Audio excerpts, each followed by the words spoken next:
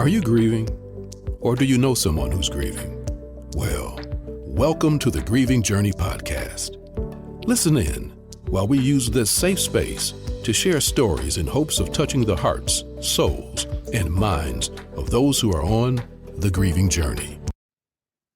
Welcome back to the Grieving Journey podcast. I'm your host, Angel Morrell, and today's guest is someone I've had the pleasure of connecting with before, Casie. We first met when she and her co-host Yolanda invited me on their podcast, Boss Gals Talking Tea, where we had such a real and honest conversation about imposter syndrome and what it means to show up authentically. Casie also hosts her own sports show called Back to You, Bob, and today she's joining me to share a different side of her story, one rooted in love, motherhood, and a kind of grief that often goes unspoken. So Casie, welcome to the Grieving Journey podcast. We are so happy to have you here today. But before we get started, let's check in. How are you doing today? I'm doing good. As I told you previously, I had the day off, so and I'm still tired, but it's okay. But I'm doing good. It's raining here, it's cold, but I'm not complaining. So Yes, it is happy. rainy and cold. It is terrible outside right now. And we lost yesterday, the Panthers. So and I'm still doing it. So yeah. Well, I'm a Detroit Lions fan, but we gonna move past that. I am so glad you're here. And I know it takes a lot of strength and vulnerability to be able to talk about what you're going to talk about today. It's something that is so personal, and I really appreciate your openness. I also wanted to highlight the fact that this is the first time that I've had someone on the show talk about what you are going to talk about today. And it's one that touches on grief that comes from absence rather than loss. So let's just jump into the podcast today, and want to start with you sharing your grieving journey with us. So I have a son. He is 6 years old. And like you said, in a unique way, something that I have been grieving is the absence of having a two-parent home for him. I grew up with two parents in the house. They are still married. And we all have what we think life will look like. But I did get pregnant in December of 2018.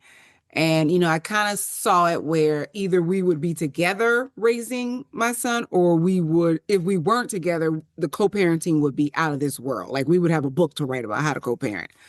But it has not been like that in 6 years of his life. So I've probably been grieving hard for 4 of the 6 years, because in the first 2 years, you're really just trying to get on a straight and narrow path of parenting. But these last 4 years, it's been kind of hard in knowing that it's just me doing a lot of the raising. So that is what I grieve. And I'm grieving for my son, really. I'm grieving not even really for myself, but for my son, because I want him to have what I had. So, and still have. So yes, that's a little bit of my grieving journey. So it's been hard. I mean, like it's been just something I probably have yet to cope with. Starting a healing journey now, but it's been something, kind of difficult for me to come to grip with. So. Thank you so much for sharing that story. Again, I know it's not easy to talk about, but definitely appreciate you sharing it, because there's so many other people that are probably experiencing what you're experiencing. You mentioned starting your healing journey now. Can you talk about what that looks like for you in this space? So I think probably I'll tell you why I started now. When he was in pre-K, it seems like he was having trouble in school because of the fact that there was an inconsistency in visitation. I was always around, but for his dad, it just wasn't consistent. It would be on for a month and then maybe a break for 2 months. And so, that made me very anxious. But then when he got to kindergarten, there was a level of fear. And they always tell you, don't project your fear on your children. So I had somewhat of a fear. We had some hurdles, but it seems as though now that he's in first grade, he's starting to do better. And I want to be as transparent as I can. When I say he's doing better, there is still the flip side where he doesn't want to see his father, which I don't celebrate and I don't encourage it. However, I have to allow him to do that journey. But on my side, seeing him flourish, making friends, going to birthday parties, seeing him sing, draw. We went to a parent-teacher conference the other day, and he was talking, seeing him cook and play sports. It has brought a level of happiness to me where I'm relieved. And then also with the healing journey, it's more about talking to God about it. So for me, I am big in my faith walk. And, Angel, you could tell all your friends in the world, girl or guy friend, let me tell you what happened. But I don't care what anyone says, there is a level of judgment. And you can't talk to them about that a million times, because then it could be like, why are we still talking about this? But I found like in talking to God and journaling and reading my scriptures and realizing that he is the only person who understands. He is sovereign. He knows why all of this is happening. There's a reason. And coming really to terms with that and studying the word, praying, talking it out with him has allowed me to start that journey of being okay with it. And even to the point where if I feel like my son regresses and goes backwards, I feel like I can not be anxious and still be like, you know what, we're going to get through this. And people might look at me like I'm crazy, but me and my son have actually had talks. We sit down and we talk about it. He's not an adult, so he doesn't quite comprehend, but we talk about it and I allow him to, if he wants to cry, cry. If he wants to scream, scream, and ask any questions to mom. And I'm very honest with him. Listen, dad is angry with mom right now. Mom is angry with dad. And so like we really talk about it. And that has helped in my healing journey to know that he knows the truth and that mom is not hiding anything from him. So that too has given me relief in knowing that we can communicate, he and I, and talk it out. Thank you for sharing that. So in your preliminary questions, you mentioned that your son tries to be strong, even though he's only 6. That really stood out to me. How do you balance giving him space to feel his emotions while also managing your own grief as his mom? Well, what I tell him is when we have our talks, if you're angry, let it out. If he cries, I'm not like, what you crying for? Get over it. I let him cry. I let him tell me what's on his mind. I ask questions, very closed-ended questions so that he can answer them. Are you angry with mom because mom and dad aren't talking? Are you angry with dad? And I allow him his truth, meaning I don't scold him if his answer is yes, that he's angry with me or if he's angry with his dad. Now, for me, it has to be privately because you can't bash the other parent in front of that child. So for me, I have to privately pick up the phone, call my mom, or just journal it out. And I have to be by myself. Even when his father calls and I feel angry, I got to shut it down and say, we got to do this another time. So the difference between me and my son is like, hey, let's sit down and talk about this. And you, whatever emotion you have, get it out. Like, let's hug it out. Let's watch a movie afterwards. Let's go to Chuck E. Cheese. But for me, it has to be done privately so that he can't see it and feel like if mommy's angry or upset or crying, he has to comfort me, because that's not his job. My job is to comfort him. His job is to be a kid, crayon on the wall, run around the house, touch stuff that I said don't touch, and things like that. So it's together with him, private by myself. So I have a couple of questions. Well, before I even get to some of the questions I have, this is very reminiscent of my upbringing. So I didn't grow up with my dad, and my father was incarcerated for a majority of my life. And my mother never bashed him. She never said anything bad about him. And the crazy thing about it is when I became of age and I stopped writing him, he blamed my mother. Like he thought it was something that she was saying to me to get me to stop writing him and engaging with him. And it was like, no, I just grew up and realized that you are making a choice not to be here, So, and something that you shared also that I want to talk about is the fact that your child's dad asked you to change your son's last name. That reminded me of a time when my father told me that I wasn't his daughter. Now, my father, he struggled with drug addiction. Okay. So I know when he said that to me, he was not himself. Yeah. Because I look a lot like my mom, but my dad can't deny me either. So, when he said that, I was like, I look just like you, fool. Like, Have you looked in the but mirror? We yeah. Yeah. But can you share or talk a little bit about your child's father asking you to change his name, and like, how did that conversation come up? Why did it come up, and how did you feel? So before I do that, I want to touch on what you just said about you growing up and realizing that it was you knew for yourself. So, that's also one of the things that I struggle with was does he think that I am telling him things that I'm not? That can sometimes be like a big deal because the other parent can think that you're it happens. Now that it's a very real thing. But I think for me, I don't tell him anything. Like if anything, I encourage it. Call him. Let's call him. Let's send him a text or things like that. But I know on the other end, it can be perceived as though I'm saying, hey, don't talk to him. And I'm not. He's just growing up and realizing there's an absence there.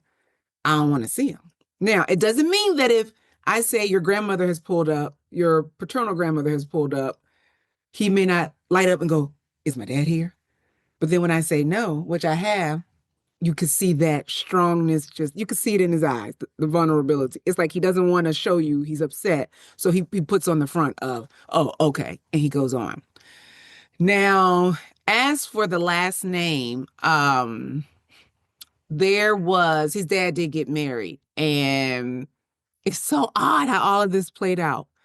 You know, I was getting him fitted for the wedding, and the weekend of the wedding he got strep throat. Now you would think, what in the world?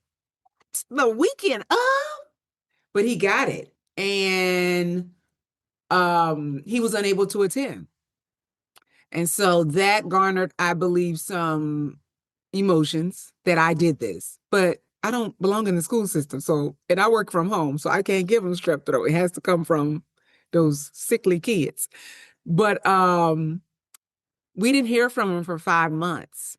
And when we finally heard from him, it was just the weirdest exchange. All I said, Angel, was, if you want to see him, it's been 5 months, please let me know so that we can make sure, I can get him there in time. You just don't spring it on me when you want to see him. Don't tell me I'm gonna be there in 5 minutes and we're like getting up Sunday and scrambling. Let me know in advance what time you're gonna be there. All was well. First day of school, I sent a picture, and then 5 hours later, I had this text message that he went off on me. And from there, he was like, and I tell you what, so you don't have to deal with me again, change his last name. And you don't ever have to worry about me dealing with you again. And I was just like, and he had asked me to change his last name probably the first year of his life. But, I didn't bother with it. And then when this year he asked me twice, he asked me the first day of school, and then he asked me a couple of weeks ago. And I was like, well, you have to send me an affidavit to change it. I can't just change it on my own. You have to give permission to do it. And I never heard back from him or got the affidavit. So when he did that, I'm going to be honest and say, for a person like me who can take a lot of shots and I just be like, whatever, it hurt. Because it was like, you're throwing shots at me. And I'm already having to do this alone. I already don't get weekends to myself. And now you want his last name changed. How do I explain to this child his last name is no longer what it was? Because think about this. If I get married, and the reason I gave him his last name was because if I got married, I at least wanted him to have one of the parents' names. So I was like, well, let's go with dad. And then, and so if I change his last name to mine and I get married, I would have to tell that guy, I can't take your last name because I need my son and I'd at least I don't want him sitting out on an island by himself. But when he told me to change it, I was very hurt. I mean, it was like, you might as well have taken a bat and swung to my forehead and hit me because it was just a low blow. And I mean, in my younger years, in my 30s, I was petty. I could say stuff like that. But in my 40s, no, I can't swing below the belt. So I could say a lot back, but I don't because he's the main character. And my thing is, you don't have to like me. Get along with the kid. So yeah, it hurt. It was just a blow. Like, And I'm not going to do it. Yeah. I'm not going to change it. So, Yeah, that's tough. I can't imagine how that feels as a mom, to be honest. And the dad just not wanting to have anything to do with the child and to go as far as to want to change a name is just that's a lot. yeah, And it's it a low takes a blow. very mature person to not respond petty to that. So I've been working on I it. Getting up commend to look you. good. Thank you. Thank you. I know for some, part of the grieving process involves forgiving ourselves. I just want to know, have you dealt with like shame or guilt with the fact of this being a person that, and I don't know what your relationship looked like when you conceived, but if you guys were in a relationship and this was somebody that you chose and you thought that things would be different, do you grieve the fact that you chose this person to be the father of your child and That's a it's great not what you question. thought it would be? It's 50-50. I agree because I'm like, I saw the signs. Why didn't I just get with it? Why didn't I just take the signs and run? But then on the other hand, I'm like, I've got the best gift in the world. And only he could have gave me that as far as being the partner. God gave us the child, but only that specific person could create who we have today. So it's Mhm. 50-50 when I say that. Like, some days I'm like, man, I know a whole bunch of men that was ready. But then I'm like, I have the best gift in the world. So that overshadows the grief. That helps that particular grief to just like, it could be a moment and then it's over. Mhm. So having him and knowing who he is, my son is as a person and the personality he has, says, you know what? Although I could have chose better, having you here just brings more sunshine to my day. You're the second sunshine to my day. God is the first sunshine. You are the second. So That's beautiful. I love that. And I love that you're not, holding on to that. That can be heavy in itself. And a lot of people do hold on to grief. They hold on to just not forgiving themselves. Like that can just be a heavy load, a heavy burden. So I'm glad to hear that that's not something that you're experiencing. One of the things that you talked about in your the questions that I asked you before the podcast was that it's a challenge to teach your son how to be a man, being that you are a woman, and also that your son doesn't really want to be around other men. So can you talk through what it looks like for you and your son involving him with or having him around other men to help him to develop and mature into the young man that he's becoming? yeah, and I'll tell you this. Here's why, because a lot of women may say, "Oh, please, women do it all the time." But for instance, and I mean this may be graphic, but my son, when he was using the bathroom, was pulling his pants all the way down, whereas someone was like, "Listen," one of the young guys at church was like, "Listen, that's not how we do it." And I was like, "Well, I don't know." You know what I'm saying? He was Yeah. sitting on the toilet like a woman would versus Mhm. so that's when I say I can't teach him. There are some things about being a man that I can't teach him. So I have like my father, who is calls him probably every other day, FaceTime him. I have my brother, like they watched him Saturday. My dad watched him Saturday morning. My brother watched him Saturday evening. I've got some college kids at the church, a young man who is just starting to watch him, to help, just kind of be that manly figure around him. The barber shop is the big, and they are like, now, Angel, they told me, listen, one day you gonna drop him off and you're gonna have to leave. And I'm like, they teach him things like say, hey, Mr. Such and such. When they give him candy, they say, how do you ask? You say please and thank you. Hey, shake my hand.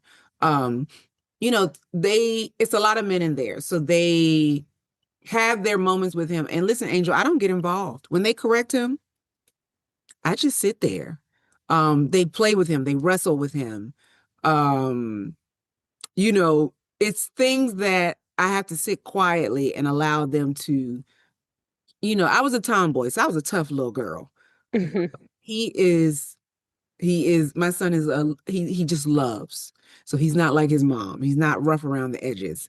So they kind of toughen him up a little bit to give him that that edge. So, I'm grateful for my dad. I'm grateful for my brother.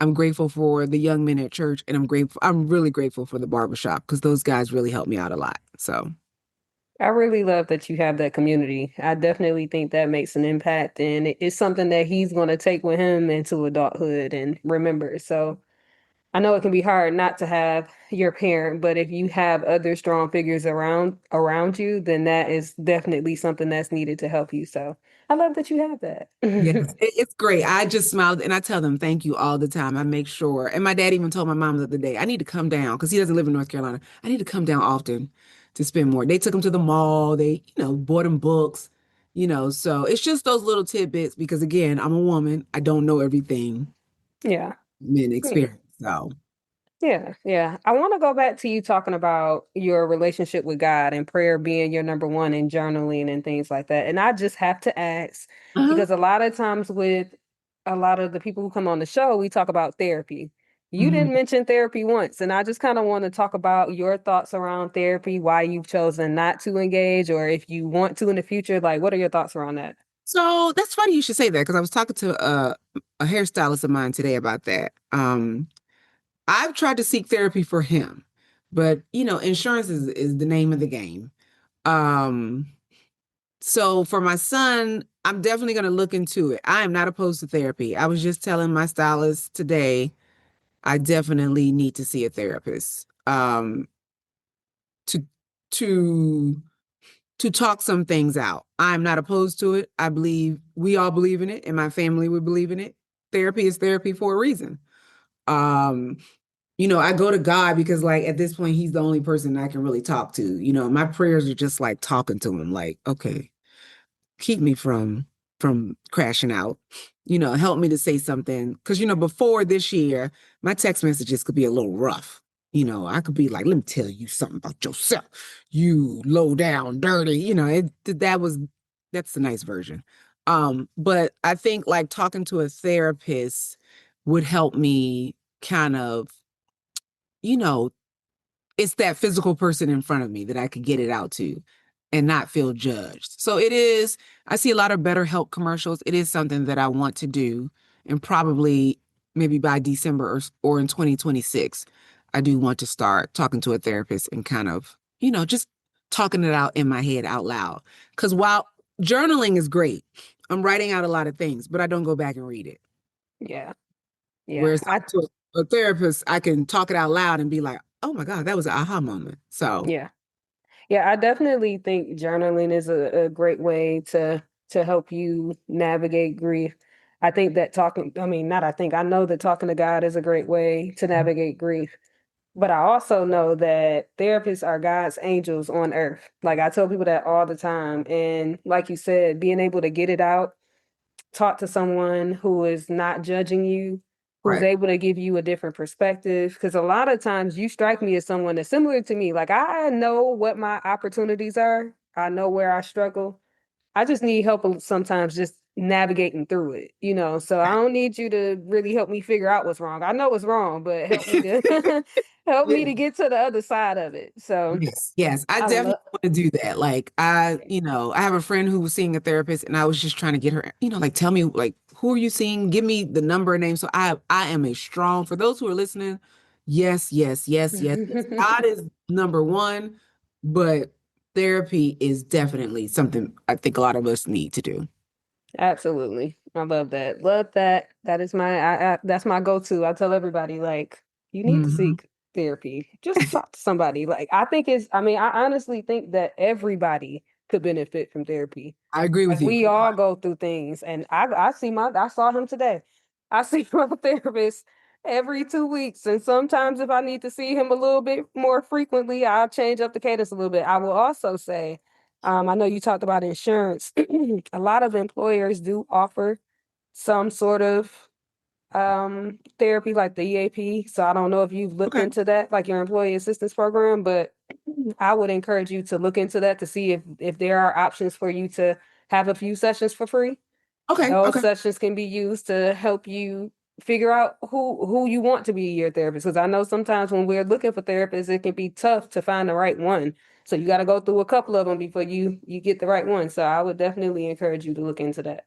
Thank you. That's a good suggestion because I didn't know that. I've been unstopped at one and been like, I'm here, but I can go around. Yeah. No, I'm not even gonna tell you how many I went through. I didn't I done been through a couple, but I Okay. love the It's one that good I to know have because now. I won't feel bad now if I'm like, no, you're not working out. Oh no. And they shouldn't feel bad either. I had a conversation with someone recently on the podcast, and she's a therapist, and she said that when someone comes to her and tell her that, it's not working out, she applauds them and will help them to locate somebody else that may work for them, because the goal is for you to get help. If I can't help you, then let me try to help you find somebody who can.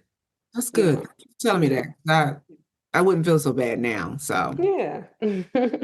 One thing I want to talk about that you shared also is that it's okay if your home doesn't look like the society's version of what your home should look like. Can you talk to me a little bit about that? And just for people who are listening, give them some advice or some nuggets as it relates to that. so listen, I grew up in the 80s. I grew up in a different, I'm a Gen X by 1 year, before being a millennial. I grew up where, the White House, the picket fence, the mom and dad, the children, the dog was what it was, and that's big in the church. Like, let's be Mhm. honest, that is huge in the church. I am a PK. And yes, I do still believe in marriage and the hierarchy of getting married and having the child. It didn't work like that for me. Um, so that is something I really had to come to terms with. First thing was I didn't do it the way the societal norm that happens. Um, Once I grasped that concept, that was a hard concept to really grasp, was that I Mhm. didn't get married and have a child. I mean, that's my truth. But once I was able to come to terms with that my household would not look like the societal norm, now comes, hey, raise your child.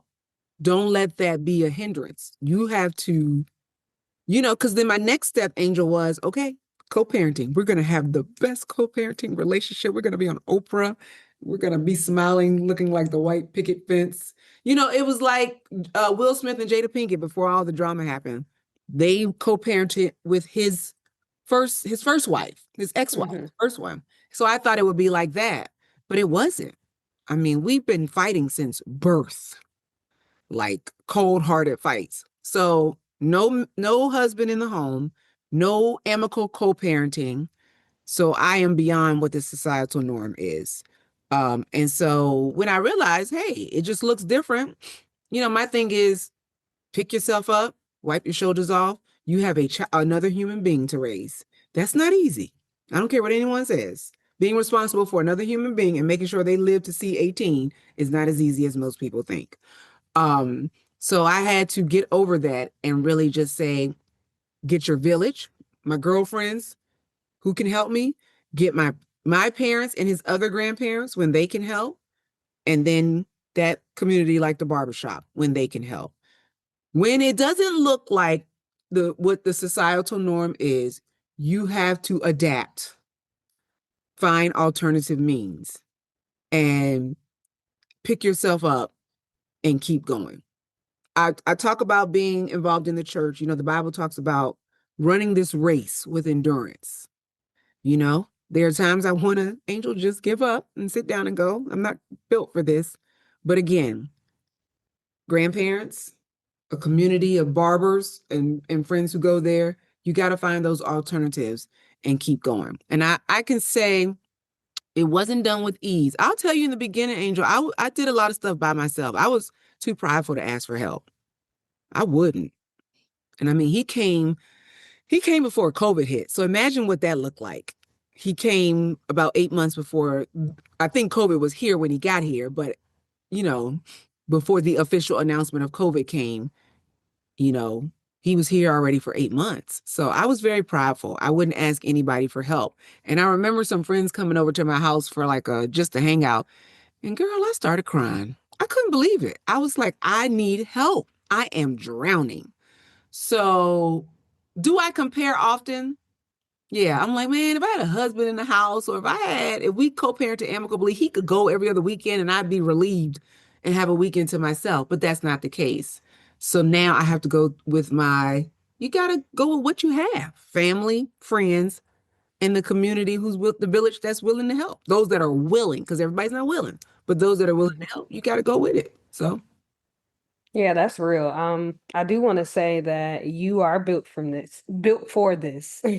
What I've heard from you is that you're strong, you're resilient, and you're faith-filled. So I have no doubt that your son will be an amazing man as you are an amazing mom. thank I you. don't think any of us I had a conversation with a young lady years ago, and it was about having children. And we kind of got into a debate because she said that, well, women, and I said I didn't want to have children unless I was married. Hmm. And she said, well, women have children all the time without, being married and all the things. And I'm like, yeah, it happens, but a lot of women don't choose that, you know? So I don't think it's a choice that many people make, but it's happened. And I think that you've done all that you can do and are doing the best that you can to be there for your son and make sure that he has the means that he need and people around him to help him to grow and mature. So I think you're doing a phenomenal job. Thank you. You know what? I'm gonna tell you something. Parents, moms and dads, because I always would say moms, but I had to correct myself and say parentals. It's some single dads out there doing the Hmm. doggone thing. It's some moms, it's some guardians, but that helps when someone tells us that. Some people may say, "Oh, whatever," but when someone says you're a great mom, I feel like chills because I'm like, I am doing good, So Hmm. thank you for that. So Of course, of course. Is there, as we get close to wrapping up, is there anything that you would like to share? So I did put in a Bible scripture. I'm going to pull up my phone. Okay. So one of the scriptures that, is really helpful is Philippians 4:6. And it just says, do not be anxious about anything, but in every situation by prayer and petition with thanksgiving, present your request to God. So I can tell you, and those who are listening, lot of anxious moments. And in the faith, God is like, don't do that. Like, I think it's harder for us to kind of conceptualize the fact that God is really just handling it all because it's like we don't see him. So, Hmm. just I would tell people don't, try to take that anxiousness off. Just try to take whatever you feel burdened by and just give it to God and let him carry a lot of that weight for you. Listen, parenting is not easy. Um, and like I just talked about, I preferred that there was someone else here to help me out, but it just gives me comfort knowing that God already knows what I'm thinking, and every weight that I have on me, he's like, if you would just let it go and give it to me, I got your back and I'll take care of it. So I think that helps me, Angel, a lot, sleep at night. um just knowing that whatever I feel like is making me anxious or nervous, because I do get nervous a lot. God will definitely take care of, just take a deep breath, give it to him and let him take care of it. So if you have an affirmation, you may not be to faith, but if you have an affirmation, just get up and tell yourself something every day so that you can believe it. For me, it could be an affirmation or a scripture, but for those who are not in the faith, give yourself an affirmation and keep saying it until that thing is to, you say it so much, you'll believe it. So, you know. Yeah, that verse you shared is definitely one that stays in my heart. And we are human and we're living a human experience. So anxiety is something that's going to come. But the way that I kind of look at it is my level of anxiety is a reflection of my trust in God. So Mm, when I think about it in that way, it kind of calms me. It doesn't always take the anxiety away because, right. again, we are humans living in a human experience. We're not perfect, but it definitely helps me to calm the anxiety. Oh, that was a good tip. You said something good. I'm happy to like, wait a minute now. Let me calm down because you got this. So yeah, I like good. Yes, yes. Well, Casey, thank you so much for being here. Definitely appreciate you sharing your truth. I know you have a couple of ways that people can connect with you. So if you don't mind sharing, if someone wanted to hear your podcast or your sports show, how would they be able to get in contact with you? So first, we have a podcast called Boss Gals Talking Tea. And so the goal about that is just to create a community of women are there, but we have our first male guest coming soon. But just a community to empower women because we don't want to stay stuck. We want to move and make power moves. And power moves look different. It's not always what we think power moves are, whether it's learning how to communicate, learning how to get unstuck in a career, learning how to, just learn about the myths of women or even Black women. So you can follow us on Instagram at Boss Gals Talk Tea. And then I also have a sports show called Back to You, Bob. If any of you watch sports, when the announcer is announcing, they'll in the end say, now back to you, such and such. So for us, it's Bob. And so for that, you can on Instagram go to Back to You, Bob Sports Media. And just check out. My son is my special guest sometimes, and we do talk about a lot of teams. So yeah, just check me out on those handles, and you enjoy. You'll love them. Either one you will love. So yeah. Yes, I know. I have not checked out your sports show, and I am going to check it out. I hope you said something good about the Detroit Lions because that is my brother is a huge fan, and I was there to comfort him when the Commanders last year kind of ended that run. But I had them going all the way to the Super Bowl last year. So why you got to bring up old stuff? That's all I'm saying. No? I'm sorry. Well, for anyone listening, I hope that you take comfort in Casie's words and remember that it's okay to grieve the life you imagined, and it's also okay to trust that you and your child will be okay. Healing isn't about rushing the process. It's about giving yourself permission to feel and trust that God is still writing something beautiful in your story. As always, you can follow the Grieving Journey podcast on Instagram and Facebook or email us at thegrievingjourney@gmail.com if you'd like to share your story. Until next time, remember that grief is not a sign of weakness. It is a sign that you've loved deeply. Peace.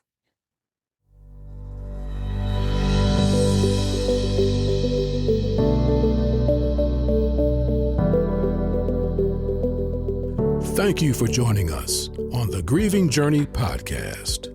If you know someone who could benefit from this show, share it with them. You can listen to the Grieving Journey podcast on all major podcast platforms, including Apple Podcasts, Spotify, Google Podcasts, and more. Stay connected with our community on social media. Until the next time, remember, you're not alone, and healing takes time. Keep walking this path with courage and compassion. Take care.